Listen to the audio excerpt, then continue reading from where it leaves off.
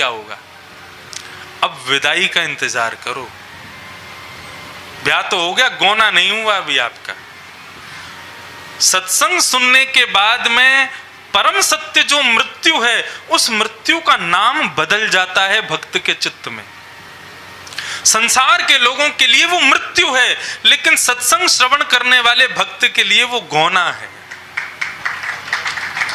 मेरा ब्याह हो गया, अब ब्याह के बाद मैं अपने मायके में हूं, अपने माता पिता परिवार के साथ रह रहा हूं या रह रही हूं।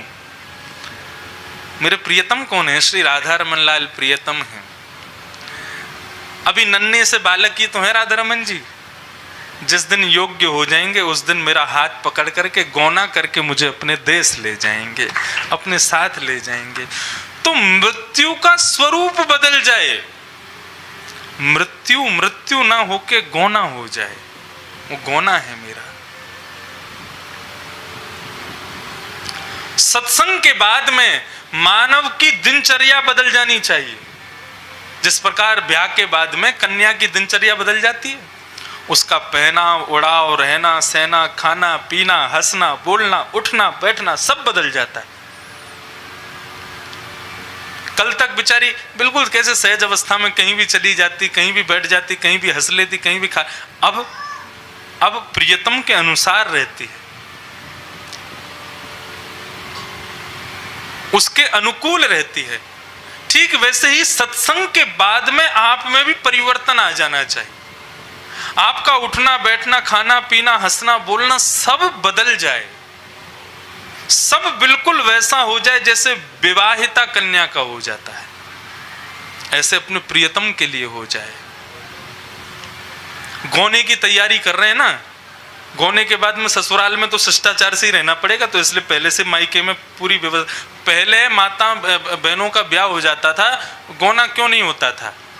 बाल अवस्था में ब्याह हो जाता था, उसके बाद में गौने तक क्यों रहती थी मायके में? बोले अब इसको सिखाओ कि ससुराल में रहना कैसे। ठीक उसी प्रकार अब सत्संग श्रवण के बाद में ब्याह हो गया, अब सीखो कि हमको अपने ससुराल में रहना कैसे, हमको अपने प्रियतम बिहारी जी के संग रहना कैसे, उनको जो प्रिय है। आहा, भक्तिमती मीराबाई, जिन भेषा मारो सांवरो रीझे, जिन भेषा मारो गिरधर रीझे, मैं तो सोही भेष धरूंगी। मीराबाई जब अपनी राजकन्याओं के साथ में बैठती थी, राजा की बेटी, सब राजकन्या बढ़िया बढ़िया वस्त्र पहन करके आती, बढ़िया बढ़िया गहने पहन करके आती, सुंदर श्रृंगार करके आती, नई नई चोटियां बना के। अब जो भी माताओं के श्रृंगार होते हैं, नए नए श्रृंगार करके आती, मीराबाई के पास बैठती। मीराबाई एक साधारण वस्त्र में, एक रंग का वस्त्र है, एक ही रंग की चुनरी है, एक ही रंग का सब कुछ पहन करके केवल गले में एक माला पहन लेती है, माथे पर पीला चंदन लगाती है, इत्र से स्वयं को सुगंधित करती है, भगवत प्रसाद पाकर के दिनचर्या अपनी दिन व्यतीत करती है। बाकी की सब सखियां कहती हैं, अरे मीरा तू राजकन्या, तेरे लिए क्या कमी है? तू चाहे तो सोने के आभूषण पहन करके, सोने के वस्त्र पहन करके, सोने की जूती पहन के घूम सकती है, फिर क्यों इस प्रकार के भेष में रहती है? मीराबाई कहती है, तुम क्यों रहती हो ऐसे भेष में? किसको रिझाने के लिए पहनती हो? एक बोली, मैं अपने पति को रिझाने को पहनती हूं। एक बोली, मैं अपनी जेठानी को चिढ़ाने के लिए पहनती हूं। एक बोली, मैं उसके लिए पहनती हूं। तो किसी ने पूछा, मीराबाई तू किसके लिए पहनती है? बोले, मैं अपने गिरधर लाल के लिए पहनती। इसको ऐसा ही पसंद है। इसको क्या पसंद है? बोले, इसका तो खूब श्रृंगार करो, तुम स्वयं साधारण रहो, मुझे चमकने दो, मुझे जितना हो सके श्रृंगार करो, तुम साधारण रहो, मेरे श्रृंगार को देख करके तुम आनंदित हो जाओ, मेरा श्रृंगार ही तुम्हारा सर्व सुख बन जाए। जिन भेषा मारो गिरधर रीझे, मैं तो सोही भेष धरूंगी हो बाला, सोही भेष धरूंगी हो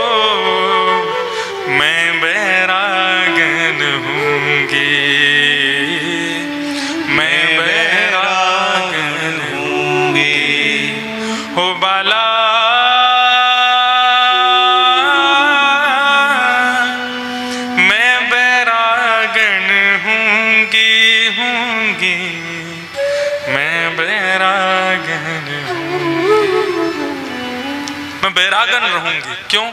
मेरे लाल को पसंद है, मेरे प्रियतम को पसंद है, मेरे प्रियतम को प्रिय है।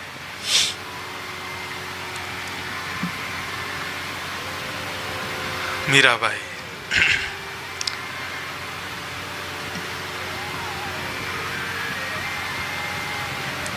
तो सत्य क्या है? मृत्यु सत्य है। धर्म का 9वां लक्षण मृत्यु का ही दूसरा नाम है सत्य। वो 9वां लक्षण कुछ और नहीं, मृत्यु ही है, सत्य ही है।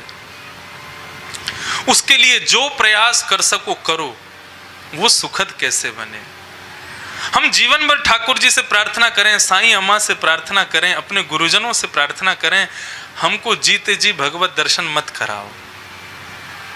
हम जब तक जीवित रहें तब तक भगवत दर्शन ना हो, ऐसे ही सत्संग सुनते रहें। क्योंकि ऐसा हो सकता है कल को राधा रानी मिल गई, परसों से कथा सुनना बंद कर दोगे, हमको तो राधा रानी मिल गई, अब क्यों सुने।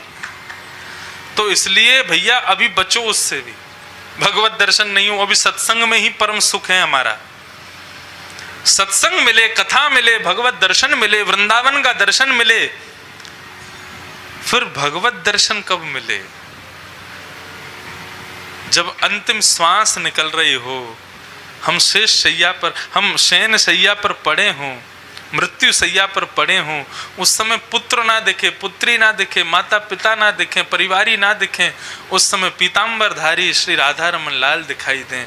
केवल अंतिम श्वास में हमारे प्रियतम जिनसे हमारा ब्याह हो चुका है वो हमारा हाथ पकड़ने आ जाएं, हमें गौना करके अपने साथ ले जाने आ जाएं।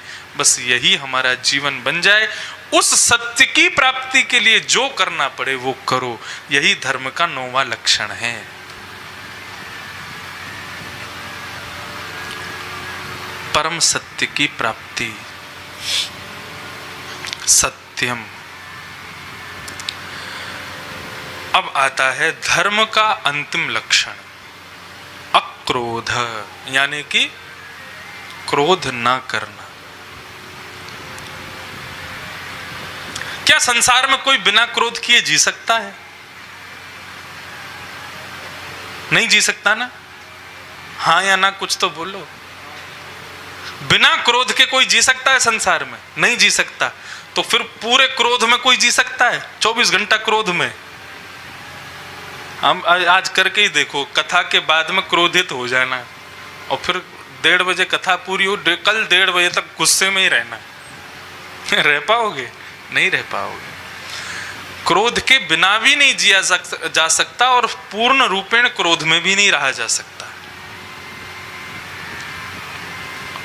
क्रोध होना चाहिए, लेकिन कैसा क्रोध होना चाहिए? शास्त्र आज्ञा करते हैं, याद रखना इसको। उत्तमेषु क्षणं क्रोध, मध्यमे घटिकाद्वयम्, अधमे स्यात् अहोरात्रम्, चांडाले मरणांतकम्। क्रोध होना चाहिए, लेकिन कौन सा क्रोध अच्छा है? उत्तमेषु क्षणम क्रोध। सबसे उत्तम क्रोध कौन सा है? बोले क्षण भर का। गुस्सा हुआ भी था ये पता भी नहीं चले सामने वाले को। तुमको गुस्सा आया था? हमको तो पता ही नहीं चला। बोले हाँ, उस समय मैं शांत बैठा था, गुस्सा आ रहा था मेरे को। वाह भैया, हमको तो पता ही नहीं चला। कईयों के गुस्सा ऐसे होते हैं कि अड़ोसी पड़ोसी क्या पूरे देश को पता चल जाए उसको गुस्सा आ रहा है। अच्छा, गुस्से कई अलग अलग प्रकार के होते। कई लोगों के गुस्सा ऐसे होते हैं, उनको लगता है मैं गुस्सा हूं, सबको पता चलना चाहिए। और उस समय यदि उसको कोई नजरअंदाज कर दे, किसी को गुस्सा आ रहा हो और उस समय कोई उसकी तरफ ना देखे और सहज, तो उसको और गुस्सा आ जाता है। इसको पता नहीं चला मुझे गुस्सा आ रहा है। गुस्से के बड़े बड़े रूप होते हैं। कई लोग, एक माता जी की बेटे का ब्याह हुआ तो बहू आई नई घर में। 3 दिन से मैं यहाँ कथा करने, रोज मुझको चुटकुल्ला सुनाया जाता। अब मैं भी सुना के जाऊंगा एक। जब हम यहाँ से जाते तो हमको कोई ना कोई एक चुटकुल्ला सुनाया जाता है। ये भी यहाँ की प्रथा है कि जो महाराज जी आवे उनको हंसाया जाए। मतलब ऐसी ऐसी सुंदर आपकी व्यवस्था हमको बहुत बढ़िया लगी। लेकिन महाराज ये यहाँ की प्रथा है, कई जगह चुटकुला सुनाने पर गुस्सा हो जाते हैं महाराज जी। हमको चुटकुला सुना रहे हो, हमारी गरिमा महिमा का कोई ध्यान नहीं है। तो एक माता जी, उनकी बेटे का ब्याह हुआ, तो ब्याह होने के बाद उनकी जो बहू आई, 3 प्रकार के दुखी होते हैं लोग। एक तो होते हैं समय से दुखी, उनका बेचारे करते बहुत अच्छा है लेकिन उनका समय खराब आ जाता है, दुखी हो जाते हैं। एक होते हैं कर्म से दुखी, कर्म गलत करते हैं तो फिर दुख तो भोगना पड़ता है बाद में, जैसा करोगे वैसा भोगना पड़ेगा। और तीसरा दुख होता है स्वभाव से दुखी। एक आदमी अपने 3 बच्चों के संग पार्क में बैठा था, दूसरा कोई व्यक्ति घूमता हुआ आया, तीनों बच्चे इतने प्यारे उसके, उसने कहा ये तीनों बच्चे आपके हैं? तो वो बोला 4 होते तो तू क्या कर लेता? अरे भाई पूछा ही तो है मैंने कुछ नहीं 4 होते तो तू क्या कर लेता बता? जबरदस्ती गुस्सा, इसको कहते हैं स्वभाव से दुखी। देखो, कर्म से जो दुखी है वो सुखी हो जाएगा, काल से जो दुखी है वो भी सुखी हो जाएगा, स्वभाव से जो दुखी है उसको कोई सुखी नहीं कर सकता। तो माता जी स्वभाव से दुखी थी, उनकी नई नई बहू आई। बहू ने आज भोजन बनाया तो दाल बनाई, बढ़िया सब्जी बनाई, रोटी माता जी को पवाया, और दाल में थोड़ी नमक कम पड़ गया। माता जी ने जैसे पाया तो चिल्लाने लगी, ए बाहर निकल के आओ, तुम्हारी माता जी ने कुछ नहीं सिखाया तुमको? ऐसी दाल बनती है? ऐसे बनाते हैं दाल, इसमें नींबू नहीं है, नमक नहीं है, बिल्कुल चटपटी नहीं है, ऐसी दाल ला, एक कटोरी और दे इसमें। भरती पी के जा रही है लेकिन गाली सुना रही है उसको। बहू के मन में तो है बोलूं तो सही, माँ इतनी बुरी है तो पी क्यों रही हो, ला और दे इसमें। पीती, देख बिल्कुल नमक नहीं है इसमें, जरा देना थोड़े, तो नींबू भी नहीं है। अब वो ऐसे सुनाती गई, वो समझ गई कि ये माता जी हमारी स्वभाव से दुखी हैं। दूसरे दिन उसने कढ़ी बनाई, हाँ सिंधी कढ़ी आज बनी है, आज बनी है ना। कल पिताजी बता रहे थे ना, मेरी कथा हुई, मेरे जीवन की पहली कथा द्वारिका में, दूसरी कथा हुई न्यूयॉर्क में। तो जब मैं न्यूयॉर्क गया तो वो कथा जिन्होंने कराई थी सब सिंधी परिवार। अच्छा आप लोग तो फिर भी यहाँ, वो पता है कहाँ से थे? सब पाकिस्तान के थे। और वो मेरे सामने बात करते थे। एक आए बोले महाराज जी कल मैं जा रहा हूँ, बस आज तक की कथा सुनी। मैंने कहाँ जा रहे हो? बोले कराची। मैंने कराची? और कोई हिंदू भाई कराची बोले तो थोड़ा मन में लगता। मैंने कि कराची क्यों? मेरी बेटी का ब्याह है पाकिस्तान में। मैंने पाकिस्तान में क्यों कर रहे हो? बोले मेरा घर ही पाकिस्तान में है। मैंने कहा वाह भैया। तो वहाँ कथा जब हुई तो उन्होंने भी सिंधी कढ़ी मुझे खिलाई, बहुत स्वाद, खूब आनंद आया। आज फिर मिलेगी खाने को। कढ़ी जो दाल को भी टक्कर मारे उसको कढ़ी बोलते हैं। हमारे ब्रज में तो गाली है कढ़ी खाए। किसी को आपने बोल दिया ब्रजवासी को तो गुस्सा हो जाएगा। तो कढ़ी बनाई बहू ने, कढ़ी बना करके अब सासू माँ को जब दी तो सासू माँ ने जैसे ही खाई, बहू झांक रही थी जंगले में से, लाल ताती हो गई। बाहर आओ निकल के। वो निकल करके बाहर आई। बोले माँ क्या हो गया? आज भी कोई नमक कम, कुछ गड़बड़ कढ़ी में? नहीं, सब्जी भी बढ़िया बनी है, रोटी भी सुंदर, कढ़ी भी बहुत बढ़िया बनी है। तो फिर गुस्सा क्यों हो रही है? बोले मैं इसलिए गुस्सा हूं, तू अच्छा बनाना जानती है, कल तूने क्यों बिगाड़ा था? तेरे को अच्छा बनाना आता है, तूने कल क्यों बिगाड़ा? फिर वो इसी बात पे गुस्सा हूं, कल वाली पे ही। तूने आज अच्छी कैसे बना दी? इसका मतलब तुझे अच्छा आता है बनाना, लेकिन कल तूने बिगाड़ी क्यों? तो ये होते स्वभाव से दुखी। तो उत्तम क्रोधी कौन होता है? श्री दत्तात्रेय प्रसंग में, हमारे भागवत में दत्तात्रेय, उनको अजगर ऋषि कहा जाता है। दत्तात्रेय जी का श्रीमद् भागवत में नाम है अजगर ऋषि। उनके 24 गुरुओं पर बहुत सुंदर, आहा इतना आनंद आता है दत्तात्रेय प्रसंग कहने में। उनके 24 गुरु थे। उन 24 गुरुओं में उनका एक गुरु है जल, पानी। दत्तात्रेय से पूछा आपने पानी से क्या सीखा? बोले मैंने पानी से यह सीखा, उसको कितना भी गर्म कर दो, जैसे ही ताप से हटाओगे वो अपने आप ठंडा हो जाता है। मानव को जल की तरह क्रोधित होना चाहिए। स्थिति गर्म है तो गर्म हो जाओ, लेकिन उस स्थिति से निकलने के बाद जल की तरह शांत हो जाओ। कई लोग कैसे होते हैं, स्थिति में भी गर्म और स्थिति खत्म हो गई फिर भी उनकी गर्माहट खत्म ही नहीं हो रही है, वो फिर भी गर्म ही रहते हैं। नहीं, क्रोध कैसा होना चाहिए?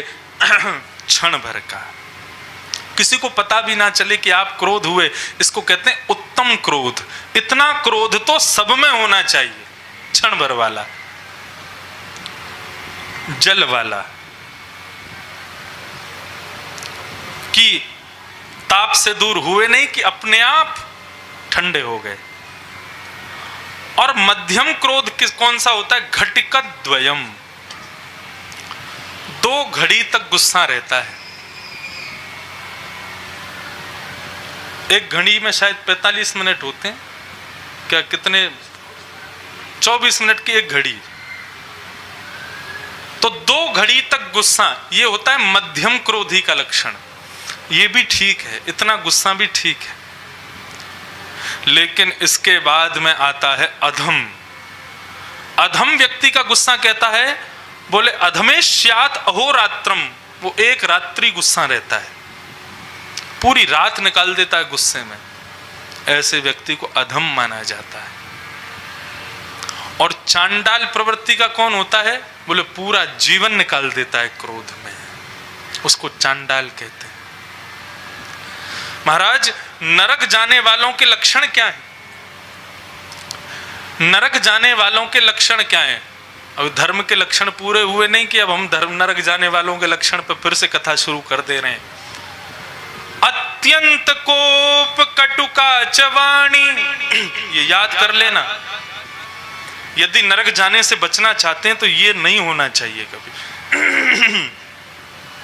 अत्यंत कोप, कटुकाच वाणी, दरिद्रताम च, स्वजनेषु वैरम, नीच प्रसंग, कुलहीन सेवा, चिन्हानि देहे नरकम गतानाम।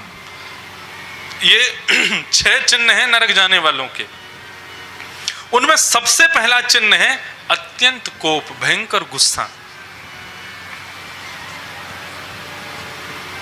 यदि किसी को बहुत गुस्सा आता है तो वो सावधान रहे, उसको कोई नहीं छोड़ेगा, नरक जाने से कोई नहीं बचा पाएगा।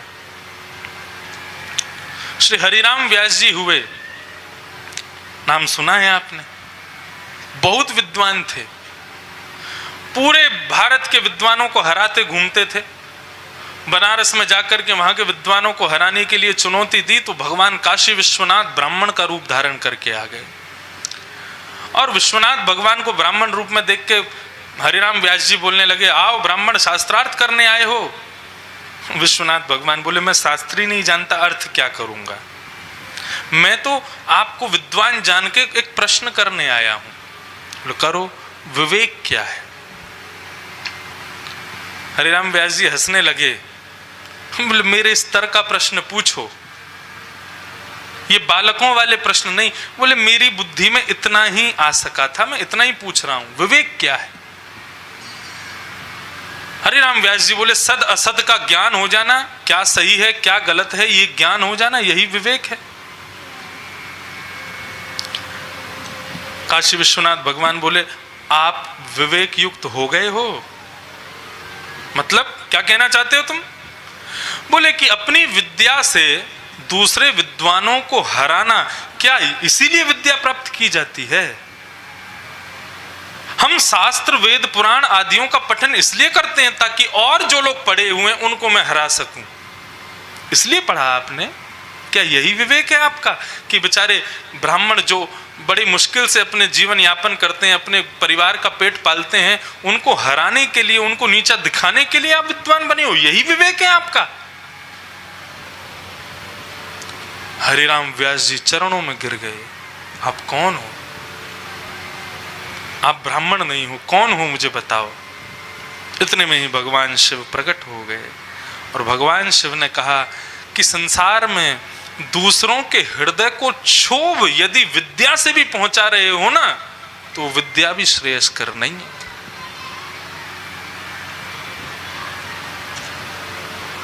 अरे हरिराम व्यास, तुम भगवान श्री कृष्ण की सहचरी विशाखा हो, तुम विशाखा ही हरिराम व्यास के रूप में आई हो। तुम्हारा स्थान काशी नहीं है, तुम्हारा स्थान श्रीधाम वृंदावन है, अभी चले जाओ। उसी क्षण हरिराम व्यास जी वृंदावन आ गए और वृंदावन में आकर के विचरण करने लगे।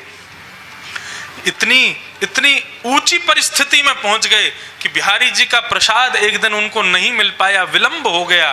तो अंतिम प्रसाद की जो श्रृंखला है वो बिहारी जी में झाड़ू लगाने वाली मेहतरानियों को दिया जाता था, जिन मेहतरानियों को कोई स्पर्श भी नहीं करता। उन मेहतरानियों के हाथ में प्रसाद देख करके हरिराम व्यास जी पुजारी जी के पास गए। प्रसाद, बोले अब तो खत्म हो गया, आप विलंब से आए, लेट हो गए।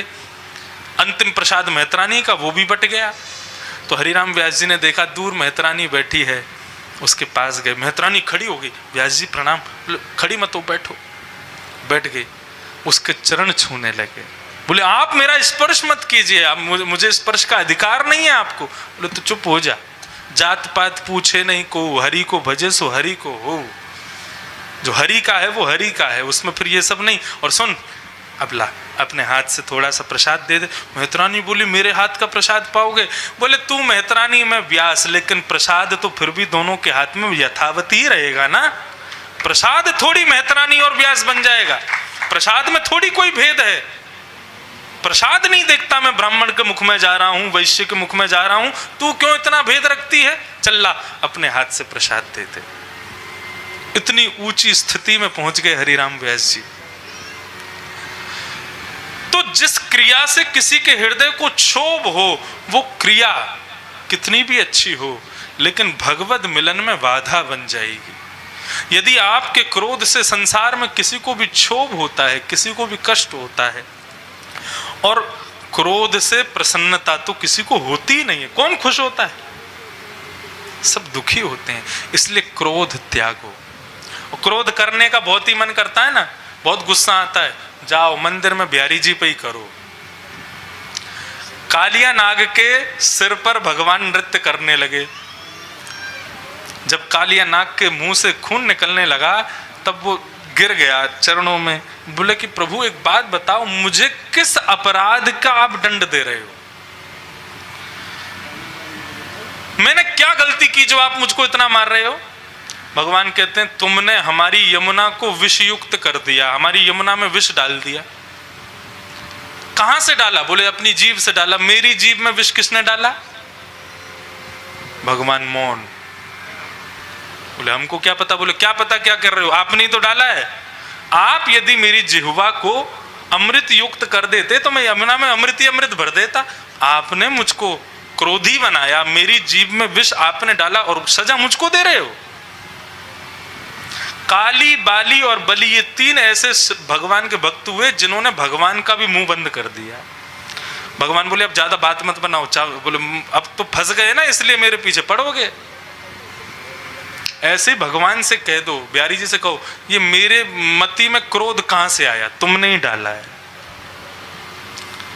अब संसार में किसी पर बेटा गलत करेगा तो भी गुस्सा तुम पर होंगी, पति गलत करेगा तो भी गुस्सा तुमको ही सहना पड़ेगा। मीराबाई यही तो करती थी, उनके संग कोई भी कुछ करता था ना, वो जाके अपने गिरधर लाल को सुनाने लग जाती थी। क्रोध भी करो तो उन पे ही करो। एक माताजी ठाकुर जी की सेवा करती थी, एक दिन पांव टूट गया उनका, तो वैद्य आदियों ने आकर के पलस्तर लगा दिया। बोले मैया 21 दिन तक अब इसको हटाना नहीं। बोले 21 दिन तक हटाऊंगे नहीं, कल सेवा कौन करेगा? बोले सेवा कोई और कर दे। बोले नहीं, पलस्तर चढ़ाओ मत। बोले पलस्तर नहीं चढ़ेगा तो हड्डी नहीं ठीक होगी। बोले अरे जिसने तोड़ी है वो ठीक करेगा इसको, मेरे को मंदिर में लेके चलो। मंदिर में गई, सामने ठाकुर जी की मूर्ति खड़ी थी। मैया घूरने लगी। बोले चौरे लाला तेने मेरी हड्डी कैसे तोड़ी? ठाकुर जी शांत खड़े, नहीं बोलेगो, तेरी सेवा में कोई कमी छोड़ी मैंने? इतने बढ़िया भोजन बनाऊं, इतने बढ़िया श्रृंगार करूं, इतने बढ़िया वस्त्र धराऊं, सब तेरी सेवा में इतना बढ़िया बढ़िया करूं, बाकी बात तू मुझको ये दे रहा है, मेरा पाम तोड़ दियो, चल ठीक कर याकू। ठाकुर जी हिले नहीं। मैया बोली ऐसे ना है माने को, पर्दा लगाओ, पर्दा लगाओ, सब बाहर जाओ यहाँ से। सब बाहर गए तो मैया ने एक पत्थर उठाया, बोले या तो मेरो पाम ठीक कर, नहीं तो तेरो पाम मैं तोड़ूं। जैसे ही पत्थर उठा के ठाकुर जी को दिखाया, इतने में ही मैया का फ्रैक्चर ठीक हो गया। तो क्रोध भी हो, क्रोध आता है बहुत, इसको शांत करने का एक ही उपाय है, संसार की जगह ठाकुर जी पे करो। क्रोध करते करते आंखों से आंसू आ जाएंगे और एक दिन ऐसा आएगा कि आपके क्रोध को सुनकर के ठाकुर जी आपको मनाने आ जाएंगे। एक बार सूरदास जी को गुस्सा आ गया था भगवान पे। तुलसीदास जी आए और तुलसीदास जी आके सूरदास जी से कहने लगे, बोले टेढ़ी टांग वारी को छोड़ो, हमारे धनुषधारी राम की शरण में आ जाओ।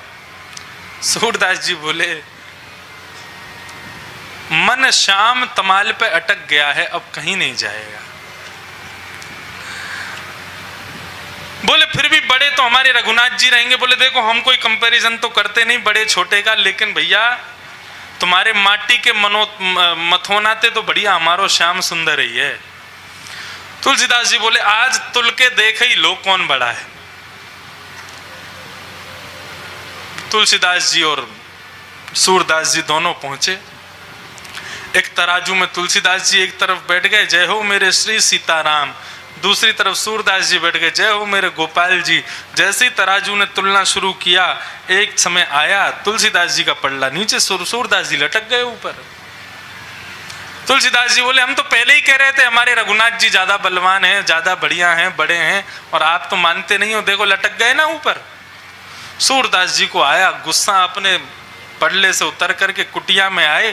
गोपाल जी गोद में बैठे थे, ठाकुर जी की प्रतिमा थी, उसको कोने में रख दिया और गुस्सा होके बैठ गए। बोले आज ना तुमको भोजन मिलेगा, ना पानी मिलेगा, ना सुलाऊंगा, ना सेवा करूंगा, ना राग सुनाऊंगा, चुपचाप बैठे रहो कोने में।